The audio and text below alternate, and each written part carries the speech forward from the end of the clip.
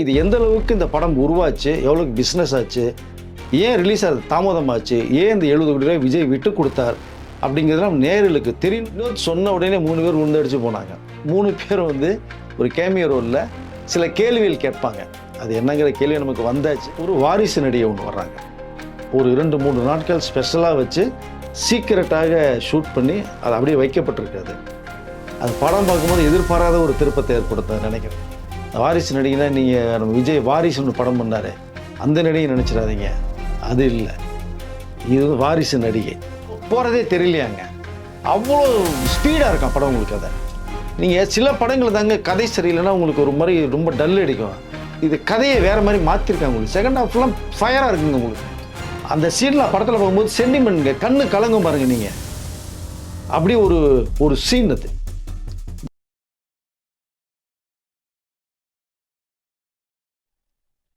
மூத்த பத்திரிகையாளர் வெங்கடேஷ் சார் நம்மளோட இணைஞ்சிருக்காரு. வணக்கம் சார். வணக்கம் சார். சில விஷயங்கள்லாம் முன்கூட்டியே தெரிஞ்சுங்கன்னா உங்கள்கிட்ட கேட்பேன் நான். நீங்கள் சொல்லியிருந்தீங்க படம் வெளிநாட்டில் சென்சார் பண்ணிட்டாங்க, சென்சார் பண்ணவங்க படம் பார்த்துருக்குறாங்க, பார்த்துட்டு இப்போ சில பேர்கிட்ட ஷேர் பண்ணியிருக்கிறாங்க அவங்க க்ளோஸ் சர்க்கிளில் மட்டும். படம் இந்த மாதிரிலாம் வந்திருக்கு, பகவத் கேசரி மாதிரியே வந்திருக்குதா, இல்லை பகவத் கேசரியிலேருந்து என்னென்ன சேஞ்சஸ்லாம் பண்ணியிருக்கிறாங்க, படம் பார்த்தவங்க உங்கள்கிட்ட என்ன சொன்னாங்க?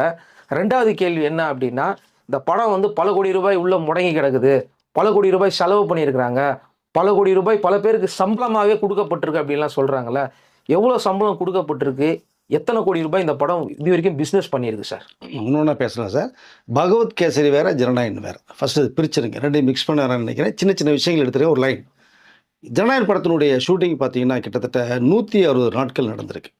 இந்த 160 நாட்கள் ஏன் நடந்ததுன்னா, சில பேர் இவ்வளோ டேஸ் ஆயிருக்கா அப்படிங்கிற கேள்விகள்லாம் வருது. காரணம் நீங்கள் அந்த ஹீரோ யார், விஜய்ன்ற ஒரு மாபெரும் உச்சரித்தை வச்சு நீங்கள் ஷூட் பண்ணும்போது குறிப்பிட்ட டயத்துக்கு எடுக்க முடியாது.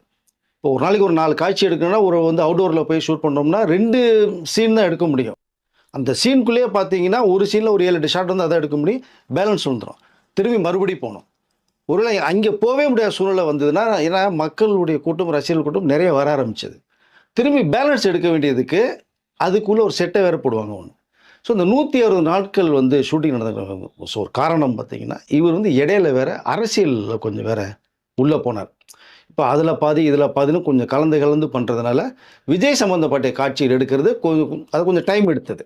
இதற்கு பிறகு வில்லனுடைய பாபி தேல் அவர் வேறு ஹிந்தியில் நிறைய கமிட் பண்ணியிருக்காரு. கொஞ்சம் டேட்ஸ் அவர் மாறி வேறு வரும்போது அது ஒரு ரீசன்.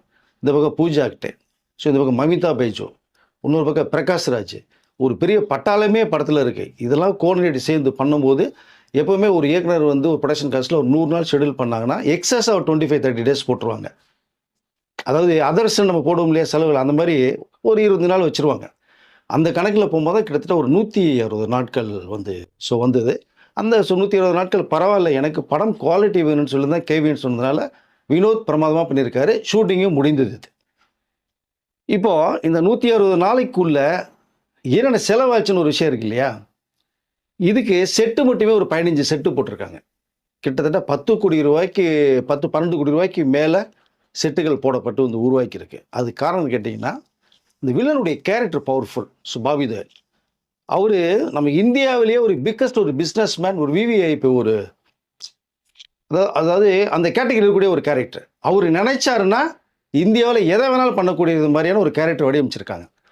அப்போ இப்படியே நீங்கள் ஒரு வில்லனை நீங்கள் ஃபோக்கஸ் பண்ணும்போது அவர் இருக்கிற வீடு எப்படி இருக்கணும், அவர் கூட இருக்க அந்த கேங் எப்படி இருக்கணும் அப்படிங்கிற செட்டப் இருக்கு இல்லையா, அதெல்லாம் சேர்த்து தான் ரொம்ப ரிச்சாக ஒரு வீடு செட்டப் போட்டிருக்காங்க. அது இல்லாமல் அவருடைய ஒரு ஃபேக்ட்ரி ஒரு செட்டப் ஒன்று வரும். விஜய் மமிதா பைஜும் சேர்ந்து கிளைமேக்ஸில் ஒரு ஃபைட் ஒன்று இருக்கும், தெறிக்கு வருது மாதிரி. அந்த ஃபைட் சீனுக்கு லைவான ஒரு இடம் போயிருக்காங்க. அவருடைய மேட்சுக்கு ஒரு செட் போட்டாங்க. அது ஒரு ரீசன். ரெண்டாவது அந்த கோச்சிங் சென்டர் ஒன்று வரும், மமிதா பைஜு போய் கோச் பண்ண மாதிரி, அது ஒரு பிரம்மாண்டமான ஒரு செட்டு. இது தவிர ஃபாரஸ்ட்டில் ஒரு ஃபைட் இருக்கும், விஜய் மோதுற ஒரு ரொம்ப கிளாஸ் ஃபைட்டு. நீங்கள் அதெல்லாம் தெரிக்குமா இருக்கு படத்தில். அந்த ஃபைட் நடக்கும்போது அதாவது என்ன சொன்னால், 2 யானைகள் அதனுடைய ஒரு ஒளியிலேருந்து விஜய் என்ட்ரி கொடுக்குறது மாதிரியான ஒரு காட்சி அமைப்பு பண்ணியிருப்பாங்க. அதில் கிட்டத்தட்ட ஒரு 20-25 பேரோட ஒரு ஃபைட் சீன் ஒன்று. ஸோ இந்த ஒர்க்குக்கு, இந்த ஃபைட் சீனுக்கு சம்மந்தப்பட்டதெல்லாம் பார்க்கும்போது செட்டுகள் தான் போடப்பட்டது மேக்ஸிமம். அதுக்கு தான் கிட்டத்தட்ட ஒரு 12 கோடி ரூபா செலவு பண்ணி ஒரு 15 மேற்பட்ட செட்டு போட்டது. இப்போ இது ஒன்று. ரெண்டாவது பார்த்தீங்கன்னா இந்த கிராஃபிக்ஸு, விஎஃப்எக்ஸு அண்ட் டிஐன்னு ஒரு கேட்டகரி ஒன்று வரும் இதுக்கு அடுத்து. அது கிட்டத்தட்ட ஒரு 7-8 கோடி ரூபா செலவு பண்ணுறதா ஒரு தகவல். காரணம் கேட்டிங்கன்னா, இந்த வீடு செட்டு போட்டு இந்த வில்லன் நம்ம காமிச்சா, அந்த விஎஃப்எக்ஸ் மூலமாக அதனுடைய பிரம்மாண்டத்தை கிரியேட் பண்ண முடியும். நீங்கள் ஒரு இங்கிலீஷ் படம் பார்க்குற டோன்லாம் நீங்கள் எப்படி இருக்கும் பார்த்தா, அந்த டோனுக்கு இதை கொஞ்சம் சேஞ்சஸ் பண்ணுவாங்க. அதில் தான் உங்களுக்கு படமே ஹைலைட்டாக தெரியும் உங்களுக்கு. ஏன்னா இந்த இந்த என்ன சொன்னால் டிஐன்னு சொல்லிட்டு அது கொஞ்சம் கலர் கரெக்ஷன்ஸ் ஒன்று கொஞ்சம் வரும். அந்த ஒரு மேக்கிங் ஒன்று பண்ணியிருக்காங்க இதை. டோட்டலி பார்த்தா ஒரு ஹாலிவுட் படம் நீங்கள் பார்த்தா எப்படி இருக்குமோ, அந்த குவாலிட்டி வேணும்னு சொல்லி தான் இந்த அளவுக்கு ஒரு செட்டு போடப்பட்டது. விஎஃப்எக்ஸ், சிஜி, இந்த டிஏ கரெக்ஷன் பண்ணப்பட்டது. ஒரு 12 இது ப்ளஸ் கிட்டத்தட்ட ஒரு 20-22 கோடி ரூபா இதில் செலவு பண்ணி பிரம்மாண்டமாக படத்தை உருவாக்கியிருக்காங்க. இப்போ இந்த சிஜி விஎஃப்எக்ஸ் ஒர்க்குன்னு சொன்ன பார்த்தீங்களா, அதில் என்ன ஒரு ஹைலைட்டாக ஒர்க் வரும்னா, இந்த வில்லனுடைய இந்த ஃபேக்ட்ரியில் வந்து பார்த்தீங்கன்னா நிறைய இந்த கன்ஸு, இந்த பாம்ஸு, இந்த மாதிரி சில இந்த எக்யூப்மெண்ட்ஸு, இந்த வெப்பன்ஸ்லாம் நிறையா வரும். அதை நீங்கள் இந்த சிஜி ஒர்க்லேயும் வேஸ்ட்டில் காமிக்கும் தான் ஒரு லைவாக ரியாலிட்டி கிடைக்கிற மாதிரி வரும் உங்களுக்கு அதை. இப்போ அந்த ஒரு ஃபைட் சீனில் விஜய் உள்ளே பூந்து ஃபைட் பண்ணுறது மேலே ஒரு நிறையாவே வருது அதில். அந்த ஒரு ரியாலிட்டி வேணுங்கிறது என்னுடையதுக்காக தான் இந்த ஒர்க்கில் கொஞ்சம் அதிகமாக செலவு பண்ணியிருக்காங்க இதை. இது ஒரு பக்கம். இதற்கப்புறம் பார்த்தீங்கன்னா இந்த ப்ரொடக்ஷன் காஸ்ட்னு ஒன்று வரும். அது கிட்டத்தட்ட ஒரு 80 கோடி ரூபா வரைக்கும் ப்ரொடக்ஷன் காஸ்ட் ஆகிருக்கு. இந்த செட்டு போட்டது, ஸோ விஎஃப்எஸ், இந்த கிராஃபிக்ஸுக்கு இந்த ப்ரொடக்ஷன் காஸ்ட் ஒன்று வரும். ஸோ 160 நாட்கள் ஷூட் இருந்து இல்லையா, இந்த டெய்லி எக்ஸ்பென்சஸ் ஒன்று வரும் நமக்கு அதை. ஸோ இது எல்லாமே டோட்டலாக பார்க்கும்போது மேக்கிங் காஸ்ட், ப்ரொடக்ஷன் காஸ்ட்னு கிட்டத்தட்ட ஒரு 80 crores வந்திருக்கு. இது ஒன்று. ரெண்டாவது இந்த ஆக்டர்ஸுடைய ரெமுனேஷன், டெக்னீஷியன் ரெமுனேஷன் ஒன்று வரும். இதில் அதாவது நீங்கள் விரும்புகிற இந்த தளபதி விஜயன்றவுக்கு வந்து கிட்டத்தட்ட 220 கோடி ரூபா சம்பளம். அதில் அவர் மனசு வச்சு ப்ரொடக்ஷன் ஹவுஸில் ஒரு 70 கோடி ரூபா உங்ககிட்டே இருக்கட்டும்னு சொல்லிட்டார். 150 கோடி தான் வாங்கியிருக்கார். இந்த 220 வச்சுங்க. 220 கோடி ரூபா விஜய்க்கு. டைரக்டருக்கு வந்து கிட்டத்தட்ட வந்து 25 கோடி ரூபா சம்பளம். பாபி தேலுக்கு ஒரு 5 கோடி ரூபா வரைக்கும் பேசப்பட்டது. இதில் நம்ம பூஜா ஆக்டர் ஹீரோயினை பண்ணிருக்காங்களா, அவங்களுக்கு ஒரு 3 crores சம்பளம் கொடுக்கப்பட்டிருக்கு. அப்புறம் மமிதா பைஜு, ஸோ தமிழ் வரவு ஏற்கனவே வந்து டூயிட்டில் பண்ணிட்டாங்க. இதில் வந்து 50 lakhs வரைக்கும் தான் அவங்களுக்கு கொடுக்கப்பட்டது. ரெண்டாவது அனிருத், அவருக்கு வந்து கிட்டத்தட்ட ஒரு 18 crores வரைக்கும் கொடுக்கப்பட்டது ஒரு தகவல் இருக்குது சார். ஸோ இதற்கு பிறகு எடிட்டிங்கு, கேமராமேனு, இந்த செலவுகள்லாம் எல்லாம் சேர்க்கும் போது பார்த்தா கிட்டத்தட்ட இந்த ப்ரொடக்ஷன் காஸ்ட்டே பார்த்தீங்கன்னா விஜய்க்கு ஒரு 220, மேக்கிங் செலவு ஒரு 80, ஸோ இந்த ஆக்டர்ஸ் எல்லாம் சேர்த்தோம்னா கிட்டத்தட்ட ஒரு 75 to 80 crores வரைக்கும் டோட்டல் வந்து ஆக்டர் டெக்னீஷியன். மொத்தத்தில் கிட்டத்தட்ட ஒரு 380 crores வரைக்கும் ப்ரொடக்ஷன் காஸ்ட் ஆகிருக்கு. ஸோ மொத்தத்தில் பார்த்தீங்கன்னா 380 crores வரைக்குமே ஃபஸ்ட் காப்பியில் உருவாகிருக்குது. இதில் முக்கியமானது வந்து இந்த விஜய் 70 கோடி ரூபா வேணான்னு சொல்லி இருக்கட்டும்னு சொன்னதை வச்சுங்களேன். அது என்னன்னா, இந்த படம் 9ஆம் தேதி ரிலீஸ் ஆகிட்டு, ஏன்னா இந்த படத்துக்கு சிக்கல் வருங்கிறது விஜய் ஒரு கால்குலேட் மைண்ட் செட் பண்ணார். 150 கோடி மட்டும்தான் வாங்கியிருக்கார் சம்பளம். இந்த 1 month-ஆவே பார்த்தீங்கன்னா படம் ரிலீஸ் ஆகிறதுனால விஜய் அவர்களுக்கு கேவின் ப்ரொடக்ஷன்ஸ் வந்து இந்த பேலன்ஸ் அமௌண்ட் இருக்குது உங்களுக்கு பண்ணலாங்கும் போது அதை வேணான்னு சொல்லிட்டார் தெளிவாக. ஏன் சார் உங்கள் சம்பளம் தானே தரேன் அப்படிங்கும்போது கூட இதுவே வந்து கிட்டத்தட்ட 1 மாதம் லேட் ஆயிடுச்சு. இந்த வட்டி இதெல்லாம் நிறைய விஷயங்கள் பேசப்பட்ட தகவல் எனக்கு வந்திருக்கு. அது எனக்கும் தெரியும். 70 கோடி அப்படியே உங்கள்கிட்ட இருக்கட்டும். இந்த சிக்கல்கள்லாம் வரும்போது நீங்கள் எல்லாம் கிளியர் பண்ணால் நீங்கள் பண்ணிக்கோங்க அப்படிங்கிற அளவுக்கு ஒரு 70 crores விட்டு கொடுத்துட்டார், வேணான்னு சொல்லிட்டார். இது கேவின் ப்ரொடக்ஷன்ஸ் வந்து எதிர்பார்க்கவே இல்லை. ஸோ அதனால் இந்த செலவெல்லாம் பார்த்தீங்கன்னா மேக்கிங்கோட இந்த ப்ரொடக்ஷன் காஸ்ட்டோட 380 crores இது வரைக்கும் செலவாயிருக்கு. கிட்டத்தட்ட இந்த ப்ரொமோஷன் லெவலு, இந்த லெவல், இந்த மலேசியாலெலாம் போயிட்டு வந்தாங்க இல்லையா, அதெல்லாம் கனெக்ட் பண்ணி ஒரு 20 கோடி ரூபா வரைக்கும். ஸோ 400 கோடி ரூபா அவங்களோட எக்ஸ்பென்சஸை பட்ஜெட் சொல்லியிருக்காங்க ஃபஸ்ட் காப்பி. ஸோ இப்போ இந்த பிஸ்னஸ் ஒரு வகையில் இப்போ அதாவது 400 கோடி ரூபா செலவு பண்ணியிருக்கிற இந்த படத்துக்கு பிஸ்னஸ் பண்ணி ஒரு எல்லாம் முடிச்சிட்டாங்க. அந்த பிஸ்னஸில் யார் வாங்கியிருக்கான்னு ஒரு லிஸ்ட்டை ஒன்று சொல்லிடுறேன் உங்களுக்கு. ஓடிடியில் வந்து அமேசான் நிறுவனம் வந்து வாங்கியிருக்காங்க. கிட்டத்தட்ட 120 கோடி ரூபாய்க்கு ஓடிடி வாங்கியிருக்காங்க. சேட்டலைட்டில் G5 அவங்க வந்து 75 crores-க்கு அவங்க வந்து ரைட்ஸ் வாங்கியிருக்காங்க. தமிழ்நாடு தியேட்டருக்கு ரைட்ஸ் 105 கோடி ரூபாய்க்கு 5 பேர்கிட்ட பிரித்து பிஸ்னஸ் பண்ணி முடிச்சிட்டாங்க. ஸோ இப்போ வெளிநாட்டு உரிமைன்னு சொல்லிட்டு கிட்டத்தட்ட ஒரு 80 crores வரைக்கும் பிஸ்னஸ் பேசப்பட்டிருக்கு. அவர்கள் வாங்கி கிட்டத்தட்ட 100-110 கோடி ரூபாய்க்கு மேலே இன்னொரு பிஸ்னஸ் ஒன்று பண்ணி வச்சுட்டாங்க. இது இல்லாமல் பார்த்தீங்கன்னா அதர் லாங்குவேஜ் ரைட்ஸ் ஒன்று இருக்குது. ஸோ கேரளா, தெலுங்கு, கன்னடம், ஹிந்தின்னு சொல்லிட்டு இந்த ஒரு ரைட்ஸோட சேர்த்து அப்புறம் ஆடியோ ரைட்ஸ் ஒன்று. ஒட்டுமொத்தமாக பார்த்தோம்னா கிட்டத்தட்ட இது ஒரு 500 கோடி ரூபாய்க்கு ஒரு பிஸ்னஸ் பண்ணப்பட்ட ஒரு தகவல் இருக்குது.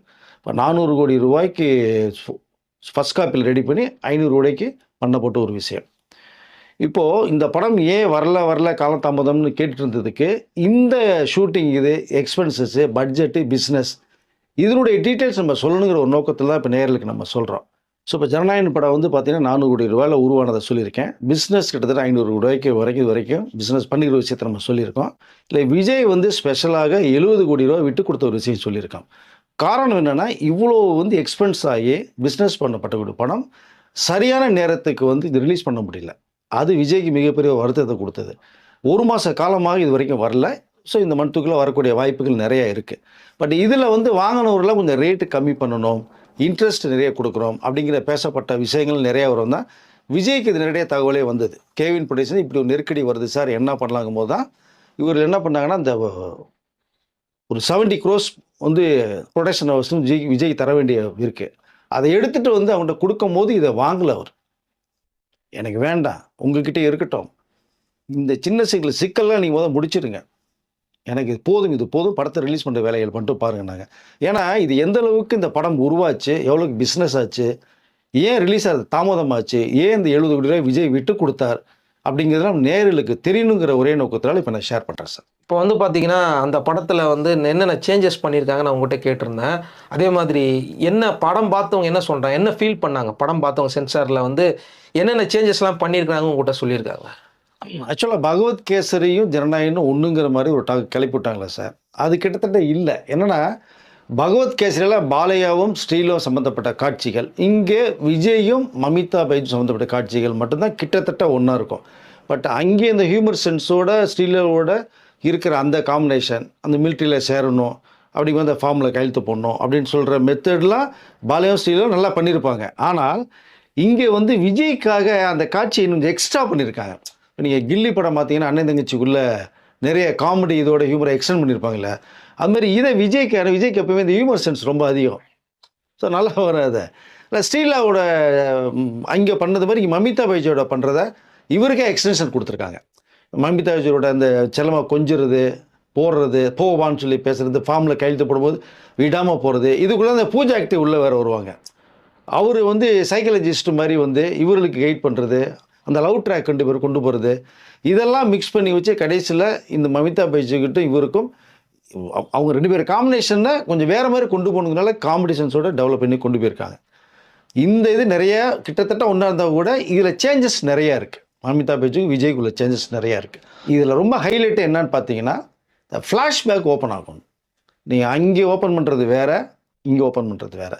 இதுதான் டோட்டலாக ஜனநாயகன் படத்தினுடைய சேஞ்சஸ்க்கே மிகப்பெரிய ஒரு காரணம். இதுதான் வினோத் சொன்னது, நான் கதையை மாற்றிருக்கேன். காரணம் விஜய் இன்னைக்கு அரசியலுக்கு வந்துட்டார். அரசியல் வந்து மக்கள் மத்தியில் அந்த செல்வாக்கு இருக்கின்ற அந்த ஒரு ஃபோக்கஸை தான் இங்கே விஜய்க்காக அரசியல் காலத்தை மாற்றம் செய்யப்பட்டிருக்கு. இதில் ஃப்ளாஷ்பேக்கில் பார்த்தீங்கன்னா ஒரு போலீஸ் ஆஃபீஸராக வருவார் உள்ள, அங்கே வில்லன் பாபிதேலோட அப்பா, அவர்கள் பண்ணுற சில விஷயங்களை இவர் உள்ளே பூந்து கேட்குறது மாதிரி சில சீன்ஸ் நிறைய மாற்றம் செய்யப்பட்டு அரசியல் அந்த வசனங்கள்லாம் தெரிக்கிறது மாதிரி இப்போ உங்களுக்கு அதை அந்த அமைப்புகள்லாம் பார்க்கும்போது அங்கே வேறு மாதிரி இருக்கும். அது கொஞ்சம் மாடுகளம் நரேன் பண்ணியிருப்பாங்க அர்ஜுன் ராம்பாலோட, இங்கே வேறு மாதிரி சேஞ்ச் பண்ணியிருக்காங்க. அதை அரசியல் வந்ததுனால இந்த அரசியல் கண்ணோட்டத்துக்காக மாற்றம் செய்யப்பட்டிருக்கு. அதனால் நீங்கள் செகண்டாக பார்த்தீங்கன்னா இதுவும் இந்த டோனே வேறு மாதிரி இருக்கும் உங்களுக்கு. அதை என்ன பார்த்தீங்கன்னா பாபி தேவலுடைய அந்த பெர்ஃபார்மன்ஸ் பார்த்தீங்கன்னா அந்த வில்லன் மாதிரி இமிட்டேட் பண்ணக்கூடாது. அர்ஜுன் ராம்பால் அது நீங்கள் ஆல்ரெடி பார்த்தாச்சு. உங்களுக்கு வேறு மாதிரி ஒரு பேட்டர்ன் ஸ்டைல் கொண்டு வரலாம். ஏன்னா பாபி தேவலை கொண்டு வரணும்னு சொன்னதே விஜய் தான் கொண்டு வர சொன்னது. வில்லன் பவர்ஃபுல்லாக இருக்கணும். அப்போ வரும்போது அவருடைய அந்த ஆக்டிவிட்டிஸ் அதனுடைய மேனரிசமே மாற்றிருக்காங்க. பாபி தேவலுக்கு பவர்ஃபுல்லாக கொடுத்துருக்காங்க ரோல். அந்த வீட்டை 2 பேரும் மோதுற ஒரு ஃபைட் இருக்கும், கிளைமேக்ஸ் ஒரு ஃபைட் இருக்கும், செட்டில் 2 பேரும் பண்ணுற ஃபைட் தெரிக்கும். அதுக்கு முன்னாடியே ஒரு ஃபோர்ஸை வந்து வில்லன் இறக்குவான். விஜய் கூட மோதுற ஒரு ஃபைட் இருக்குது, அதுதான் படத்தில் கிளாஸ் ஃபைட். உங்களுக்கு இந்த ஃபாரஸ்ட்டில் ஒரு ஃபைட் இருக்கும், அவங்க வில்லனுடைய அப்பாவும் அந்த ஆட்களோட ஃபாரஸ்ட்டில் மோதுற ஒரு ஃபைட் வரும்போது அந்த ஃபைட் எந்த அளவுக்கு இருக்கோ அதோட 10 மடங்கு ஃபைட் இந்த கிளைமேக்ஸில் உருவாக்கியிருக்காங்க 2 பேருக்கும். இந்த ஃபோர்ஸ் தான் பார்த்தீங்கன்னா சென்சார் வந்து இங்கே பிளாக் பண்ணது காரணமே இந்த ஃபோர்ஸ் அந்நியன டூல் சக்தி வந்து அப்படிங்கிற மாதிரியான ஒரு கதை காலத்தில் கொண்டு போய் தான் இறக்கியிருக்காங்க. ஒரு கிட்டத்தட்ட ஒரு 20-25 பேரோட ஒரு ஃபைட் இருக்கிறது மாதிரி வரும். அந்த ஃபைட் தாறுமாறாக இருக்கும் உங்களுக்கு படத்தில். வில்லனும் விஜய், பாபி தேவலையும் விஜயும் மோதுற அந்த ஃபைட் நீங்கள் வந்து அந்த பகவத் கேசரியோட வேற ஒரு பேட்டில் கிரியேட் பண்ணியிருக்காங்க இதை. மொத்தத்தில் பார்த்தீங்கன்னா இந்த அரசியல் சம்மந்தப்பட்டதுனால இன்றைக்கு இருக்க தமிழ்நாட்டு அரசியலுக்கு மாற்றம் செய்யப்பட்டு கதைக்கிழமை உருவாகிருக்கு. அதனால தான் இது வேறு அது வேறு நிறைய விஷயங்கள் சொல்லப்பட்டிருக்கு. படம் பார்த்தவர்களே இந்த படத்தினுடைய கதையே வேறு மாதிரி இருக்குது, ஃபாஸ்ட்டாக போகுது. செகண்ட் ஹாஃப் பார்த்தீங்கன்னா ரொம்ப ஸ்பீடாக போகிறது மாதிரி வரும். இதில் முக்கியமாக வந்து இந்த பிரகாஷ் ராஜ் ரோல் ஒன்று வரும். அதுதான் விஜயும் அவரும் கண்ணாபுரம் அரசியல் இந்த டைலாக் பஞ்ச் டைலாக் பூரா பேசுகிறது. பிரகாஷ் ராஜ் பேசுகிற டைலாக் பார்த்தீங்கன்னா இவங்களுக்காக மாற்றம் செய்யப்பட்டிருக்கு. அதில் சும்மா அப்படி வந்துட்டு ஜஸ்ட் பாசிங்கில் போயிடும். அதில் இந்த கேரக்டர் வந்து இவரு தான் வேணும். கில்லிலையும் போக்கிலையும் என்னுடைய காம்போ அந்தளவுக்கு ஒர்க் அவுட் ஆச்சு. என்னுடைய இறுதி படம் இது. இதில் பிரகாஷ் இருந்தால் எனக்கு ரொம்ப பிரமாதமாக இருக்கும்னு சொல்லி விஜய் சொல்லப்பட்டு அவர் வந்து கொண்டு வந்தாங்க உள்ள. ஸோ அவர் 2 பேரும் மோதுறது பார்த்தீங்கன்னா இன்றைய அரசியல் காலத்தில் நீங்கள் படம் பார்க்கும்போது தெரியும், வேறு 2 பேர் மோதுற மாதிரி இருக்கும். நீங்கள் படம் பார்த்தா தெரியும் உங்களுக்கு அதை. அந்த மாதிரி அமைக்கப்பட்டிருக்குது. ஸோ மொத்தத்தில் இந்த கேரக்டர்ஸு பிரகாஷ் ராஜ், பாபி தேவல், பாபியோட அப்பா விஜய், இது சம்மந்தமான காட்சிகள்லாம் வந்து பார்த்திங்கன்னா டோட்டல் கலரே வேறு. இந்த ஃப்ளாஷ்பேக் பிறகு இந்த லைவாக வரும்போது விஜய் பாபி தேவல் மோதுறதெல்லாம் பார்த்தீங்கன்னா அது வேறு களம். புரிஞ்சுதுல உங்களுக்கு? இதற்கிடையில் பார்த்தீங்கன்னா இந்த அரசியல் சம்மந்தப்பட்டதில் வரும்போது ஒரு 3 பேர் கேமியோ ரோலில் உள்ள வர்றது மாதிரி ஒரு காட்சி ஒன்று வருது. அப்போ இந்த கேரக்டருக்கு விஜய் யாரை போடுறீங்கன்னு கேட்டாங்க. வினோத் வந்து ஒரு ஐடியா இல்லை சார், இது நார்மலாக ஒரு ஆர்டிஸ்ட்டை போடலாமா சார் அப்படின்னு. அப்போ தான் என்னுடைய மிகப்பெரிய வெற்றிக்கு காரணமே ஒரு 3 பேர் இருக்காங்க, என்னோடய நண்பர்கள் தான். அவங்க வந்து விஜய் அண்ணான்னு சொல்லுவாங்க, இவர் நண்பர்னு தான் சொல்லுவார். யார் சார் முதல்? அட்லி, லோகேஷ், நெல்சன். அப்படிங்கும்போது வினோத் எதிர்பார்க்கல அதை. சார் உண்மையில் அவங்க பண்ணுவாங்களா? நான் சொன்னேன்னு சொல்லுங்கள். வினோத் சொன்ன உடனே 3 பேர் உழுந்தடிச்சு போனாங்க. 3 பேரும் வந்து ஒரு கேமியோ ரோலில் சில கேள்விகள் கேட்பாங்க. அது என்னங்கிற கேள்வி நமக்கு வந்தாச்சு. ஆனால் அதை இப்போ சொல்லிக்கல, ரிவீல் பண்ண நல்லா இருக்காது. அதுக்கு என்ன பதில் சொல்கிறார் விஜய்? அந்த ஒரு 3 பேர் இருந்து ஒரு கேமியோ ரோலில் விஜய் அவர்களுக்காக தன்னுடைய இறுதி படத்தில் விஜய் எப்படி பிரகாஷ் வேணும்னு சொன்னாரோ இவர் 3 பேரும் வேணும்னு சொல்லியிருக்காரு. அவர்களுக்கு நம்ம லைஃப் கொடுத்தோன்னு சொல்கிறாங்க. அது இல்லை, என்னுடைய மிகப்பெரிய வெற்றிக்காரன் அவங்க 3 பேருமே. அது 3 பேர் எதிர்பார்க்கலைங்கிறாங்க. ஆனால் உங்களால தான் நாங்கள் நல்லா இருக்கோம் இன்றைக்கி. ஸோ அப்படி அந்த 3 பேர் வர்றாங்க இதில். இது தவிர ஒரு வாரிசு நடிகை ஒன்று வர்றாங்க. ஒரு 2-3 நாட்கள் ஸ்பெஷலாக வச்சு சீக்கிரட்டாக ஷூட் பண்ணி அது அப்படியே வைக்கப்பட்டிருக்காது. அது படம் பார்க்கும்போது எதிர்பாராத ஒரு திருப்பத்தை ஏற்படுத்த நினைக்கிறேன் நான். அதை வாரிசு நடிகைனா நீங்கள் நம்ம விஜய் வாரிசுன்னு படம் பண்ணார், அந்த நடிகை நினச்சிடாதீங்க, அது இல்லை. இது வாரிசு நடிகை. அது யாருங்கிறது நீங்கள் படம் பார்க்கும்போது தெரியும். அவங்க ஒரு ரோல் பண்ணியிருக்காங்க. யாராவது தெரிஞ்சுன்னா கமெண்ட் செக்ஷனில் கமெண்ட் பண்ணுங்க. நான் வாரிசு நடிகைன்னு சொல்லிட்டேன். மிகப்பெரிய ஒரு நடிகருடைய பொண்ணுன்னே சொல்லிடுறேன். இதுக்கு மேலே க்ளூ கொடுக்க முடியாது. ஸோ அவங்க பண்ணியிருக்காங்க. அது சீக்ரெட்டாக வச்சுருக்காங்க. அந்த தகவல் நமக்கு வந்தது. ஸோ இந்த ரோல்லாம் பார்த்தீங்க அப்படின்னா பகவத் கேசரிக்கு இதுக்கு மேட்ச் பண்ண வேண்டிய அவசியம் இல்லை. தமிழ் நேட்டிவிட்டி தகுந்தது மாதிரி கதை காலத்தை டோட்டலாக மாற்றிருக்காங்க. இதில் தான் நிறைய பிரச்சனைகள் வருது. அரசியல் சம்பந்த காட்சிகள் வசனம் தெரிக்கிறது மாதிரியான வரும்போது தான் நீங்கள் ட்ரெய்லரில் பார்த்துருப்பீங்க. நிறைய பேர் ட்ரெய்லரை பார்த்து அந்த ட்ரெய்லர் அது ஒரே மாதிரி இருக்கிறதுனால தான் 2 பேரும் ஒன்றுன்னு சொல்லிட்டு இருக்காங்க. ட்ரெய்லரை வேணும்னே தான் விட்டாங்க. இது இப்படியே இருக்கட்டும், படம் பார்க்கும்போது வேற ஒரு டோனில் நம்ம காமிக்க போகிறோம். என்ன ட்ரெயிலர் பார்க்கறதோடு இது வேற மாதிரி இருக்குது, இந்த மாதிரி கேரக்டர் சீன்ஸ்லாம் வருதுன்னு சொல்லி அப்போ தான் ஒரு சுவாரஸ்யம் வருங்கிற நோக்கத்தோடு தான் ட்ரெய்லரை ஒன்றா விட்டது காரணம். கதைக்களம் வேறு. நான் இப்போ சொன்னதே வந்து சும்மா ஜஸ்ட் ஒரு 5% தான் லைட்டாக சொல்லிட்டு போயிருக்கேன். 95% நீங்கள் படம் பார்க்கும்போது தெரிய வரும் உங்களுக்கு. அதை இதெல்லாம் வந்து பார்த்து தான் படம் பார்த்தவனுடைய ரிசல்ட்டு பிரமாதமாக இருக்குது, செகண்ட் ஹாஃபு தெரிக்கிறது மாதிரி இருக்குது அப்படிங்கிற ஒரு தகவலை சொன்னாங்க. அதை பட் சென்சாரில் பார்த்தீங்கன்னா அங்கே யூஎஸ் விட 16+ மாதிரி தான் எல்லாம் ரெடி பண்ணி அவர்கள் எல்லாமே பக்கம் ரெடி பண்ணி வச்சுட்டாங்க. கட்ஸு கூட இங்கே பெருசாக வரலை. இங்கே போன 7-8 கட்ஸ் வந்த மாதிரி தான் ஒரு தகவல் வெளிநாட்டில். ஸோ அப்படி தான் வந்து கிட்டத்தட்ட பார்த்தீங்கன்னா ஒரு முழுமையான படத்தை ஒரு பார்த்த திருப்தி இருக்கும். வேணும்னா நீங்கள் வேணால் சிங்கப்பூர் மலேசியா வேணால் படம் பாருங்க போயிட்டு வேற ஒரு படத்தை நீங்கள் பார்த்து வரலாம், ஜனநாயகன் படத்தை. ஸோ அப்படியே அமைக்கப்பட்டிருக்கு சார். அதனால் 2மே மேட்ச் பண்ண அவசியம் இல்லைங்கிறதா நான் சொல்லிக்கொள்ள விரும்புகிறேன் நான். Okay sir. இந்த 3 மணி நேரம் இந்த படத்துடைய லென்த் இருக்குல்ல, இந்த 3 மணி நேரம் லென்த் அவருக்கு எப்படி இருந்தது? இல்லை போகிறதே தெரியலையாங்க. அவ்வளோ ஸ்பீடாக இருக்கான் படம் உங்களுக்கு. அதை நீங்கள் சில படங்கள் தாங்க கதை சரியில்லைன்னா உங்களுக்கு ஒரு மாதிரி ரொம்ப டல் அடிக்கும். இது கதையை வேறு மாதிரி மாற்றிருக்காங்க உங்களுக்கு. செகண்ட் ஹாஃப்லாம் ஃபயராக இருக்குங்க உங்களுக்கு. இப்போ இந்த அவர் கூட அரசியல் கட்சியில் இருக்கிற சில பேர்லாம் உள்ளே வர்றாங்க அப்படின்றாங்களா? அதுதான் சொல்கிறேன், காட்சிகள் மாற்றப்பட்டிருக்கு. விஜய் அரசியல் வந்ததுனால இந்த சீன்ஸ்லாம் மாறும்போது இவருடைய கூட இருக்கிற புஷியானதுலேருந்து நிர்மல்குமார்லேருந்து எல்லாமே ஆக்ட் பண்ணியிருக்காங்க. கட்சி தொண்டர்கள், உண்மையான ரசிகர்கள் இருக்காங்கல்ல, தொண்டர்கள் இருக்காங்கல்ல, அவங்க படத்தில் வர்றாங்க. அந்த காட்சி அமைப்புகள் வந்து லைவாக ஷூட் பண்ணியிருக்காங்க. இந்த சேஞ்சஸ் நிறையா இருக்குது. இதெல்லாம் பகவத் கேசரியில் கிடையாது. அது கதையோட அது ஒரு பேட்டர்னில் கொண்டு போவாங்க. இது நிறைய மாற்றம் நிறைய செய்யப்பட்டிருக்கு. அதனால தான் நீங்கள் ரெண்டையும் கம்பேர் பண்ணி திரும்ப சொல்கிறது காரணம் தான். வெளிநாட்டில் பார்த்தவர்கள் வந்து செகண்ட் ஹாஃபு பிரமாதமாக இருக்குன்றாங்க. ஃபர்ஸ்ட் ஹாஃப் இந்த அப்பா பிள்ளை சென்டிமெண்ட் மாதிரி இந்த கதைக்கு நகர்த்தி கொண்டு போகிறதுக்கான விஷயங்கள். செகண்ட் ஹாஃபு இன்றைக்கி இருக்க தமிழ்நாட்டுக்கு மேட்ருக்கு தகுந்த மாதிரி அரசியல் கண்ணோட்டத்தோட விஜய்க்காக மாற்றம் செய்யப்பட்டிருக்கு. Okay sir. இதான் இந்த தகவல் தான் எல்லாரும் கேட்டுட்டு இருக்காங்க. ஏன்னா எங்கே பார்த்தாலும் ஜனநாயகன் வந்து பகவத் கேசரியா அப்படிங்கிற மாதிரி ஒரு பெரிய டிபேட்டே போகுது. தினம் ஒரு டிபேட்டு. நீங்கள் அந்த டிபேட்டில் போய் பார்த்தீங்கன்னா அதுதாங்க பகவத் கேசரி படம் தானங்க, அது ஏங்க ஸ்டாப் பண்ணாங்க அப்படின்னு சொல்லிட்டு இருக்காங்க. ஆனால் நீங்கள் சொல்லும் போதோ அந்த டோட்டலாக அந்த கிளைமேக்ஸில் பெருசாக கையை வச்சுருக்காங்க போல இருக்குது. எனக்கு தெரிஞ்சு ட்ரெய்லரில் இவங்க சேஞ்சஸ் பண்ணாங்க. ஃப்ளாஷ்பேக் சீன் ஏதோ உள்ளே வந்து போன மாதிரி எனக்கு ஒரு டவுட் இருக்குது. அது என்ன சீன்னா என்னால் கரெக்டாக டக்குன்னு இப்போ நான் சொல்ல மாட்டேன். கமெண்ட் செக்ஷனில் வந்து அவங்க சொல்லிட்டுங்க. அவங்க சேஞ்ச் பண்ண ஒரு சீனோட அந்த படம் முடியும்னு நான் நினைக்கிறேன். நான் ஆக்சுவலாக சேஞ்ச் பண்ணி ட்ரெய்லரில் இருக்கு. அதான் அதை நீங்கள் பார்த்தா சொல்லுங்கள், நீங்களே சொல்லுங்கள். கமெண்ட்ஸில் நேர்கள் சொல்லிட்டு அவங்களே சொல்லிட்டோம். பகவத் கேஸில் வராத ஒரு காட்சி ட்ரெய்லரில் காட்டப்பட்டிருக்கு. நான் மீண்டும் சொல்கிறேன், அந்த அப்பாப்புல சென்டி மட்டும்தான் உங்களுக்கு கிட்டத்தட்ட மேட்சாக இருக்குது. இதுவே வினோத் கொஞ்சம் முடிவு பண்ணியிருந்தானே வச்சுங்களேன், அப்பாப்புல சென்டிமெண்ட்டை கூட கொஞ்சம் தூக்கிட்டு வேற ஒரு ட்ரீட்மெண்ட் பண்ணியிருந்தானே இந்த படத்துடைய கலரே வேறங்க உங்களுக்கு. அதை பட் பகவத் கேசரி ரைட்ஸை வாங்கினதுனால அந்த சீன்கள் வைக்கப்பட்டிருக்கு. அவ்வளோதான். லேடிஸ் ஆடியன்ஸ்க்கு லேடிஸ் சென்டிமெண்ட்ஸ் கொஞ்சம் வரும். ரெண்டாவது அப்பாப்புல மேல்ஸ் அந்த மமிதா பிச்சில் இங்கே ஒரு வீட்டில் ஒரு புள்ளைய நினைப்பாங்க.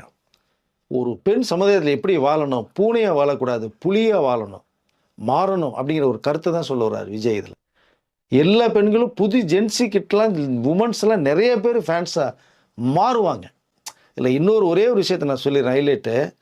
இந்த ஸ்கூலில் விஜய் போய் குழந்தைய கூட்டு போய் வச்சு ஒரு சின்ன ஒரு கோச் பண்ணுவார் ஒன்று. நீங்கள் டீச்சர்ஸ் வந்து மெயினாக சொல்லித்தர வேண்டிய முக்கியமான ஒரு லெசன் வந்து இன்னைக்கு இருக்கிற பசங்களுக்கு, குழந்தைகளுக்கு ஒரு விஷயத்த சொல்லித்தரது குட் டச் எது, பேட் டச் எது அப்படிங்கிற விஷயத்த அந்த ஸ்கூலில் எக்ஸ்பிளைன் பண்ணுவாங்க. அந்த ஸ்கூலை லைவாக வடபள்ளியில் இருக்கிற ஒரு ஸ்கூலில் போய் லைவாக ஷூட் பண்ணாங்க. அந்த சீனில் படத்தில் பார்க்கும்போது சென்டிமெண்ட்ங்க கண்ணு கலங்கும் பாருங்க நீங்கள். அப்படி ஒரு சீன் அது. இந்த பேபிஸ்லாம் அந்த ஒரு 3 years 4 years இப்போவே பார்த்தீங்கன்னா விஜய் அங்கிள்னு சொல்லிட்டு இருக்காங்க. இந்த சீன் வந்ததுக்கு பிறகு பார்த்தீங்கன்னா விஜய் அங்கிள் நல்லா நிறைய சொல்லியிருக்காருன்னு சொல்லி லைக் பண்ணுவாங்க. பேரண்ட்ஸ் லைக் பண்ணுவாங்க இந்த சீன். அப்படி ஒரு சீன் அமைக்கப்பட்டிருக்கு இந்த படத்தில். ஸோ அதனால் இது வந்து அந்த படத்தில் இருக்குது. பட் இந்த அமைப்புகள் செகண்ட் ஹாஃப் ஃபுல்லாக டோட்டலாக மாற்றிருக்கான்னு சொல்ல வரேன் நான் இந்த மேட்டர்ஸ். Okay sir. நிறைய நியூஸ் வந்துருச்சு. சென்சார் என்ன சார் பண்ணிட்டு இருக்காங்க? அதுக்காக தான் வெயிட்டிங். ஃபாரின் பூரா சென்சார் பண்ணி ரெடியாக இருக்காங்க. ஐயூஏ வாங்கி 16+ அளவுக்கு பெரிய அளவில் கட்ஸ் இல்லாமல் வச்சுருக்காங்க. இப்போ இங்கேக்காக வெயிட் பண்ணிகிட்டு இருக்காங்க. அவங்க ரெடியாக இருக்காங்க. இங்கே வந்து அநேகமாக இப்போ நெக்ஸ்ட் வீக்கு நமக்கு சர்டிஃபிகேட் கையில் வருது சார். மண்டே படம் பார்க்குறது மேலே ஒரு ஏற்பாடுகள்லாம் பண்ணி வச்சுட்டாங்க ரிவைசி கமிட்டியில். அவர்கள் ஃப்ரெஷ்ஷாக போகும்போது இந்த கட்ஸு கூட பெரிய அளவுக்கு வராருந்தான் என்னுடைய கணிப்பு. ஏன்னா இவர்கள் பார்வை வேறு, அவருடைய பார்வை வேறு, பார்க்க போகிற பார்வை வேறு மாதிரி இருக்கும் கண்டிப்பாக. அதனால் இந்த 25 கட்ஸ் இங்கே கொடுத்துருக்காங்கல்ல, அதை விட எனக்கு தெரிஞ்சு மிஞ்சி போனோம்னா ஒரு 10 கட்ஸுக்குள்ளே தான் வருது மாதிரி தான் என்னுடைய பார்வைக்கு தெரியுது அதை. ஸோ அதனால் நெக்ஸ்ட் வீக்கு கன்ஃபார்மாக சர்டிஃபிகேட் கையில் வருது. ஏற்கனவே போன வீடியோவில் சம்மந்தமானது நான் பேசியிருக்கேன் நிறையா. ஸோ நெக்ஸ்ட் வீடியோ வந்து நமக்கு என்னென்ன விஷயம் திரும்பி வருது, சென்சார்லேருந்து வருதுங்கிறத வச்சுட்டு நெக்ஸ்ட் வீடியோ நேரலுக்கு சொல்கிறேன் சார். ஓகே. நெக்ஸ்ட் வீடியோவில் சென்சார் அதிகாரிகள் எப்போ பார்க்க போகிறாங்க, ஒருவேளை பார்த்துட்டாங்கன்னா என்ன முடிவு பண்ணிட்டாங்கிறத அடுத்த வீடியோவில் நம்ம சந்திக்கலாம் சார். நன்றி. நன்றி சார்.